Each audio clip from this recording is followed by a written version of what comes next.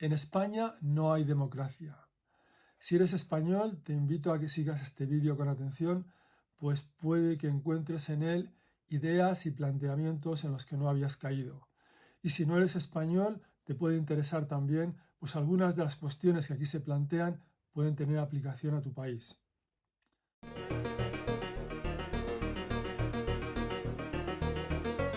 Hola, soy Juan y bienvenidos a mi canal Criterio Ético. El concepto de democracia no es absoluto, sino gradual. En una escala de 10, 0 representaría la dictadura absoluta de una sola persona, algo que realmente no existe, y 10, la democracia completa, plena, en que cada individuo participa de modo directo en la gestión, en los actos de gobierno, algo que tampoco existe que yo sepa. Podemos poner una línea divisoria en el 5. Los hay que aprueban, eso los llamamos democráticos, y los hay que no aprueban, y eso los llamamos no democráticos o dictatoriales. Pero todos, incluso los que no aprueban, tienen un cierto grado de participación popular, un cierto grado de democracia. Incluso el régimen que había en España hasta 1975, el del general Franco, se autoconsideraba democrático, se decía, una democracia orgánica. Había un parlamento que estaba en el mismo edificio en que está hoy el Congreso de los Diputados, y allí se debatían las leyes y todo esto, aunque se sabía de antemano cuál iba a ser el resultado de las votaciones, más o menos como ahora. En aquel momento, las personas que ocupaban esos escaños, esos asientos en el Parlamento, se llamaban procuradores, o los llamamos diputados.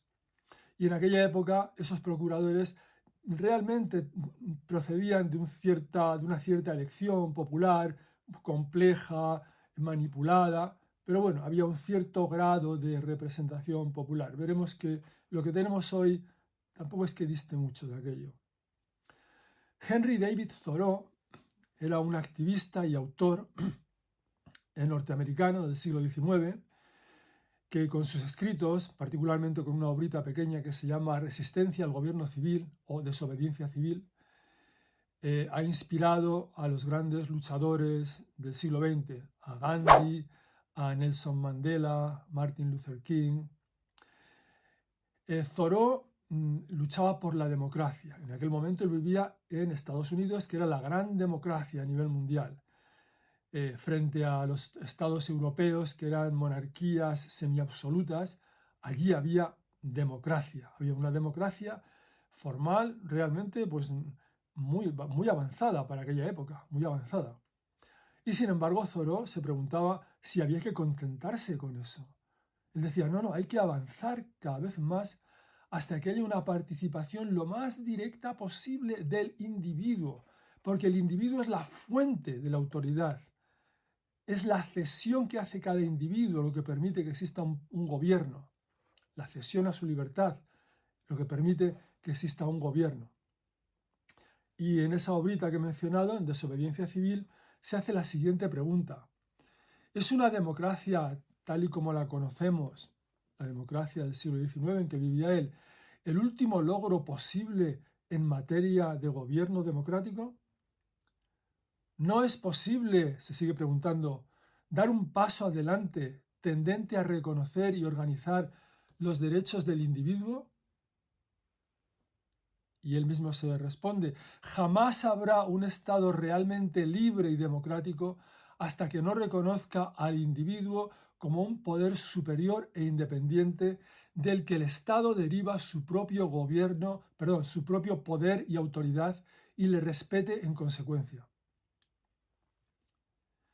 Ese espíritu de lucha por una democracia avanzada, cada vez más avanzada, lo que yo llamaría un escrúpulo democrático, un querer ir más adelante, permitir cada vez más la participación directa de los ciudadanos, no lo encontramos en nadie en España, en nadie de los que están sentados en el Congreso de los Diputados. Eso, por cierto. Lo que caracteriza a los políticos españoles es una sed insaciable de poder, una ambición personal sin límites. Marx consideraba que era el control y la distribución de los medios de producción, lo que provocaba tensión, lucha de clases en su lenguaje. Pero yo no estoy completamente de acuerdo. No pienso que sea la lucha por el control y la distribución de los medios de producción lo que realmente causa esa lucha, llamémosla de clases, o esa lucha social, ese pulso social, sino el control y distribución del poder. El poder. Los medios de distribución, los medios de producción, la riqueza es un vehículo para el poder, pero es el poder lo que realmente importa. Esa repartición del poder que llamamos democracia, porque la democracia a fin de cuentas es una mayor repartición del poder que la dictadura, que lo que llamamos dictadura, que es el gobierno de unos pocos, un dictador nominal, pero luego son muchos otros, un grupo relativamente pequeño, pero en fin, numeroso, de personas. Pero en la democracia ese poder está mucho más repartido. Y esa repartición debe llegar a las fuentes mismas de donde deriva su legitimidad, el individuo. Lo que llamamos democracia en España es un mero avance formal sobre una dictadura. No hay un deseo, no hay un escrúpulo democrático como ese que manifestaba Thoreau. Voy a explicar por qué. En términos generales, hay dos tipos de sistemas electorales: los proporcionales y los mayoritarios. Los proporcionales suelen enredarse en unos algoritmos extraños, como ocurre en el caso de España, que dan lugar a unos sistemas que ahora definiré más claramente como el español, mientras que los mayoritarios se caracterizan porque los candidatos a ser diputados, los candidatos a ser representantes del pueblo en el Parlamento, tienen que persuadir a sus electores potenciales, tienen que persuadir a los ciudadanos de que les voten a ellos. En un determinado distrito o circunscripción puede haber varios candidatos independientes unos, otros que apoyen el programa del partido este o del otro partido, que se sientan apoyados por el partido, lo que sea. Puede haber todos los candidatos que quieran. Y después, o bien en una votación única, como es el caso del Reino Unido, o con una segunda vuelta entre los que han sacado más votos, sale un candidato que ha sido directamente elegido por los ciudadanos de esa circunscripción. Y es responsable ante esos ciudadanos que le han votado. Y esos ciudadanos le pueden pedir responsabilidad y le pueden hacer propuestas y sugerencias y le pueden pedir que vote o no vote a favor de tal o cual ley. Así es la democracia en países como el Reino Unido, como Estados Unidos y en algunos países de la Europa continental también en diferentes versiones de este sistema mayoritario. Lo que tenemos en España es muy diferente. Aquí, aunque no lo parezca, esos señores que se sientan en el Congreso de los Diputados, esos diputados, supuestamente están ahí representando a ciertas circunscripciones, a diferentes circunscripciones. Por ejemplo, en una provincia puede haber 2 o 3 o 4 circunscripciones, dependiendo del número de habitantes que tenga. Y cada circunscripción va a elegir a un representante, a un diputado que le va a representar en el Congreso. De los que estáis viendo este vídeo, ¿sabéis alguno qué diputado os representa a vosotros? ¿Qué diputado representa a vuestra circunscripción? Yo no lo sé, yo no sé quién representa a mi circunscripción, porque ante mí no se ha presentado nunca. A mí lo único que se me presenta en las elecciones son unas siglas de unos partidos que ya llevan unas listas fijas, decididas desde arriba, desde la cúpula del partido, y eso es todo. Y en esas listas, dependiendo de qué partido, qué siglas obtengan más votos, en esas listas unos señores van nominalmente, se les va a encajar en las diferentes circunscripciones. Un mero juego nominal. ¿Es eso democracia? Eso es una tomadura de pelo. Eso es una traición a la democracia. ¿Esos señores a quién están representando? Supuestamente deben estar representando a una circunscripción en Córdoba, en Granada, en Álava, en Coruña, pero están ahí nominalmente representando esa circunscripción. Ni ellos saben a quiénes representan, ni los representados saben quién les está representando en el Congreso. Esa es la democracia española. Antes de seguir con el contenido del vídeo, quiero recomendarte una herramienta que te puede resultar muy útil si estás en proceso de decidir qué carrera quieres estudiar, qué estudios quieres llevar a cabo, tú o cualquier amigo que conozcas. Se trata de la web orientadoreducativo.es. Es una web diseñada para ayudarte a encontrar la carrera que mejor se adapta a ti. Puedes además realizar su test inteligente gratuitamente y descubrir qué opciones encajan con tus intereses y habilidades. Además encontrarás información detallada sobre grados, salidas profesionales y mucho más. No dejes tu futuro al azar. Visítala hoy mismo, orientadoreducativo.es, y da el primer paso hacia tu mejor decisión. Apúntate a la newsletter para obtener el código de descuento. Te dejo el enlace en la descripción. Y ahora sí, seguimos con el vídeo. El sistema proporcional que tenemos en España va dirigido a convertir al sistema democrático en una cosa muy diferente de una democracia, en una oligarquía consentida, en la que unas cúspides de poder, las de los partidos, son quienes deciden todo. ¿Qué es el debate parlamentario en España? El Parlamento es el lugar donde se va a hablar,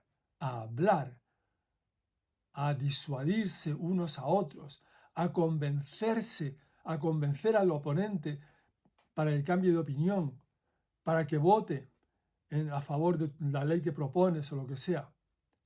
Como ocurre en Estados Unidos, en el Reino Unido, donde no hay disciplina de partido, donde cada representante que está allí es responsable ante quienes le han votado, no ante la cúspide, no ante la cúspide del partido, no ante los jefes del partido, como aquí.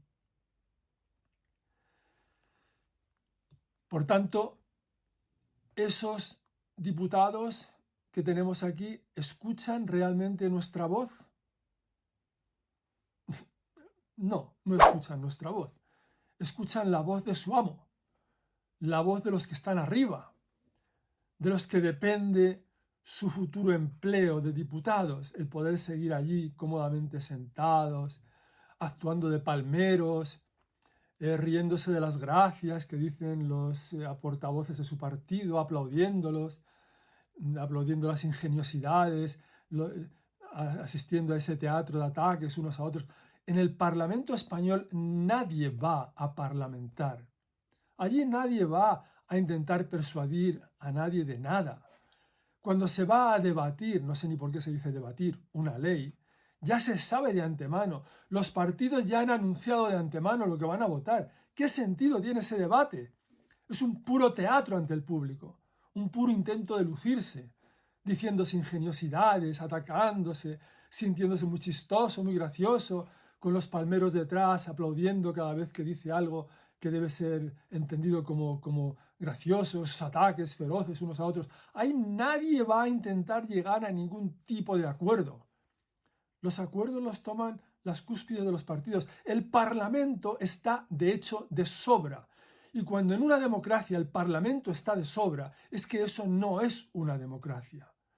Las decisiones que se toman se podrían tomar en una salita con una mesa con 8 o 10 asientos con los cabezas de cada partido. Ya estaba todo hecho. Sobran los diputados, sobran esos supuestos representantes del pueblo que no representan a nadie. Eso no es una democracia. Lo que tenemos en España es, insisto, una oligarquía consentida. Recuerdo una vez que estaba en el Parlamento Regional de Madrid, en la Asamblea de Madrid, así es como se llama. Había ido a entrevistarme con un diputado de un determinado partido y ya me invitaron a comer allí en el restaurante de la Asamblea de Madrid, y junto a nuestra mesa había otra con cuatro hombres allí, estaban comiendo y tal, y uno de ellos era muy joven, no llegaba desde luego a los probablemente 28 años o por ahí, Y yo pensé que era a lo mejor algún estudiante o algo y pregunté, digo, ¿invitáis de aquí de vez en cuando a que vengan a visitar la asamblea en un día por semana, un día específico por semana o algo? Y lo dije apuntando a este chico. Me dijo, no, no, no, ¿qué va? Es diputado por tal partido. Y me quedé, diputado, pero bueno, si eso era un figurín que parecía recién salido de una discoteca, con todo el pelo bien arreglado y todo ahí encorbatado, chaqueta de última moda y todo se veía que parecía que había salido de una clínica de estética. Y yo me pregunté, pero realmente ese chico, ¿a quién representa? ¿Quién le habría votado si se hubiera puesto a intentar convencer de una serie de ideas a los electores? ¿Sabe él a quién representa? ¿Tiene alguna idea en la cabeza? Porque cuando yo cada vez que le miraba me daba la impresión de que ese chico pasaba la mitad de su vida mirándose al espejo. No puedo describirlo más detalle, pero sabéis lo que quiero decir. O sea, parecía que todo lo importante era su camisa de última moda, chaqueta, iba como, no sé, puesto al máximo. Bueno, este es un figurín que viene aquí a figurar. Pero es que en los partidos políticos queda muy bien esto de poner gente joven en las listas. No gente joven que pudiera haber persuadido, convencido a los electores de que le votaran. No, queda completamente de más. ¿Quién piensa en eso? Ponemos gente joven porque bien da buena imagen, nos gusta, tenemos a gente joven en nuestro partido. ¿Qué tomadura de pelo es esta? ¿Qué tomadura de pelo es esta? Me decía Rosa Díez fue la líder, para los que no seáis españoles, la líder de un partido, UPyD, Unión Progreso y Democracia, eso era, Unión Progreso y Democracia, UPyD, que ya desapareció, y me decía en torno a 2013-2014 que habían hecho un estudio, su partido había hecho un estudio, y habían encontrado, los resultados me los contaba, que el 80% de los diputados en el Congreso nunca habían cotizado a la seguridad social desde fuera de la carrera política. Yo me quedé impresionado. Digo, no es posible lo que me estás diciendo. Eso quiere decir que el 80% de esos representantes formales que tenemos allí nunca habían trabajado en el mundo real. Siempre habían sido incluidos en las listas desde arriba y les habían mantenido en el empleo, trasladándoles pues de cuando no salían elegidos en el Parlamento pues al regional y cuando no aquí o allá, no sé. El 80%, esto era en 2013-2014, dudo mucho que eso sea diferente en este momento. Esas personas que no saben lo que es trabajar realmente están rigiendo nuestros destinos. Están dándonos leyes a nosotros que afectan a nuestra vida y a nuestros trabajos. Yo fui profesor en la Universidad del Estado de California, viví allí muchos años, entonces tengo la experiencia de lo que es otro tipo de democracia. No trato de encumbrar aquí a Estados Unidos. Estados Unidos tiene muchos problemas, pero esos problemas, algunos de esos problemas parten del hecho de que es un país más democrático. Entonces, si allí se mantiene la pena de muerte, por ejemplo, yo soy contrario a la pena de muerte, pero si se mantiene allí la pena de muerte es porque la gente quiere que exista la pena de muerte. Y eso, aunque suene mal y feo, es más democrático que abolirla simplemente porque a una cúspide ilustrada o pseudo ilustrada le parece que debe abolirse. Yo soy partidario de que esté abolida la pena de muerte, sin duda. Pero lo que quiero decir es que hay cosas en Estados Unidos que a veces nos chocan, pero es que son el resultado de una democracia popular, no una democracia elitista o ilustrada como la que tenemos en España. Entonces allí hay referéndums, por ejemplo, cada año, creo que era cada año, no estoy seguro, puede que fuera más espaciados, pero creo que era cada año. Entonces son iniciativas populares que aquí también existen, pero no van a parar a ninguna parte. Hace falta muchísimas firmas y luego aquí el Parlamento puede aceptarlas a debate o no, y simplemente son para debatir. Allí no, allí estas iniciativas populares se presentan, muchas de ellas todos los años, porque hay mucho activismo, porque la gente siente que lleva las riendas de la política muchísimo más que aquí, y esas iniciativas populares se pasan al referéndum y si son aprobadas, pues tienen que pasar un test constitucional, de manera que no haya en ellas nada que sea inconstitucional, y si lo pasan, pues se convierten en ley. Se les llama proposiciones. Es como el título, no se les llama iniciativas populares, sino proposiciones, que se presentan, como digo, a referéndum.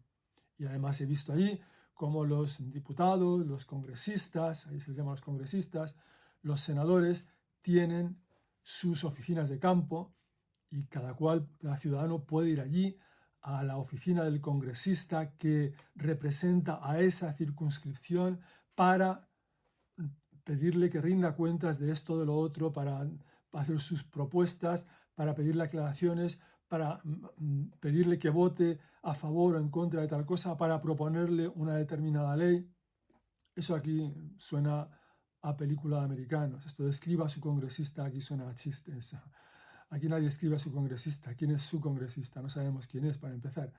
En España, la relación entre ciudadano y políticos y nuestros supuestos representantes es similar a la relación que hay entre los hinchas de un equipo de fútbol y los futbolistas o la gerencia de ese equipo. Los hinchas van allí a aplaudir, a abuchear al equipo contrario, a hacer de palmeros de su equipo. Y eso es básicamente todo, y a pagar su cuota. Esa es la relación que hay entre ciudadano y políticos en España. Es decir, la idea de democracia aquí se ha corrompido. Hay un sistema, una estructura que beneficia a unos pocos, que pone en manos de unos pocos una gran cantidad de poder. Sí, hay unos programas electorales, pero una vez que sale un partido, que llega un partido al gobierno, ese programa electoral es solo una parte pequeñita de lo que hace. En el día a día, ese gobierno o ese presidente puede poner en marcha cualquier cosa que se le ocurra o que tuviera escondida en la manga, pero que no hiciera manifiesta durante el proceso electoral. El día a día, el uso, el gozo del poder, eso es lo que les importa realmente. Estamos, insisto, en una oligarquía consentida, donde unos pocos gobiernan con el beneplácito del pueblo, porque no se nos da otra opción. Se nos dice que eso es la democracia. ¿Para qué modificar eso? Al contrario, es decir, lo que tenemos, esa constitución, esas leyes, se nos insiste en que es sagrado, sagrado. ¿Cómo no ha de serlo? Si sus sueldos, su poder, sus beneficios, sus privilegios dependen de ello, de que lo consideremos sagrado. Los oligarcas estos astutamente han desarrollado unos mecanismos para convencernos de que nos gobiernan con nuestro consentimiento y que por lo tanto lo que hagan, una vez elegidos, una vez en el poder, está justificado. Para que esto cambie, el primer paso, sin ninguna duda, es tomar conciencia de que este sistema no es una democracia, sino un engaño, una traición a la democracia real. Falta escrúpulo democrático. Hay que alentar la participación directa del ciudadano, la viabilidad de las iniciativas populares, referéndums, consultas populares, vinculantes, sistema mayoritario, no de listas de partido, sino que cada candidato tenga que ganarse su escaño con sus promesas y su capacidad para persuadir y que luego responda directamente ante los ciudadanos. Mientras eso no cambie, estamos viviendo en un régimen de oligarquía consentida.